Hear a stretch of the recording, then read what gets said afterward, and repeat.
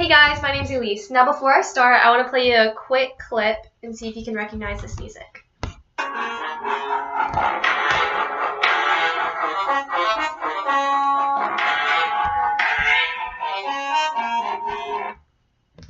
Okay, now even though that was a short portion of it, I'm sure everyone is familiar with this famous soundtrack that is undoubtedly one of the most memorable and terrifying pieces of music in movie history. Sharks have been given a bad image by the media for years. These guys are a misunderstood species and should not inject fear in humans, but be admired and respected for the roles they play in keeping our oceans healthy and our society thriving. To give you an idea, I want to start off by showing you guys a few images that might look pretty familiar. These are all movies that have given sharks a bad reputation. And I'm pretty sure you're very familiar with the last one.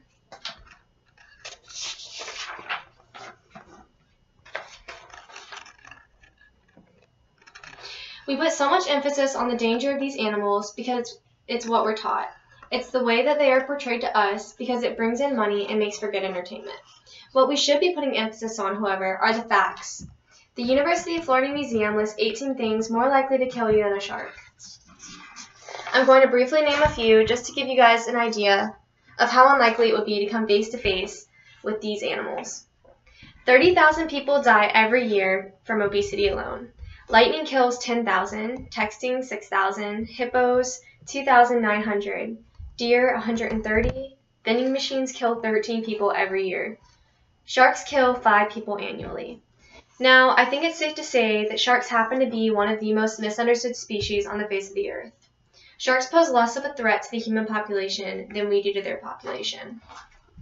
100 million sharks are killed every year. An estimated 73 million sharks are killed every year for shark fin soup. It's a delicacy popular in Asia. What they'll do is catch the shark and remove the fins while the shark is still alive. Afterwards, the shark will be thrown back into the water where it sinks to the bottom and dies of suffocation. This is all done simply for profit, and you can see here in the photos what that looks like. Recreational fishing also takes the lives of many. Now, many of these killings are done unintentionally, but if sports fishermen do not have the appropriate training and wind up doing the catch and release techniques improperly, the shark could become stressed and die as a result. On the other hand, we fail to recognize the positive impacts that sharks have. We shouldn't view these animals as harmful to humans, but beneficial. Sharks lie at the top of the food web in the ocean biome, making them an apex predator. Ecosystems cannot remain stable when an apex predator is taken out. Decreases in the shark population would trigger a chain reaction. What we would begin to see is an overwhelming abundance in the shark's prey, such as fish and seals. This would inevitably lead to a diminished population of smaller organisms that obtain their energy from plants and algae. Likewise, this will have an effect on the coral reefs, and so on.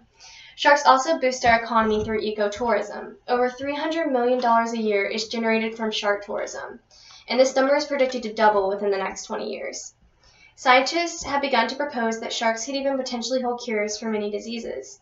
Squalene, a compound found in dogfish, can also be used to fight off bacteria. What they found is that this can also be used to fight off human and animal diseases.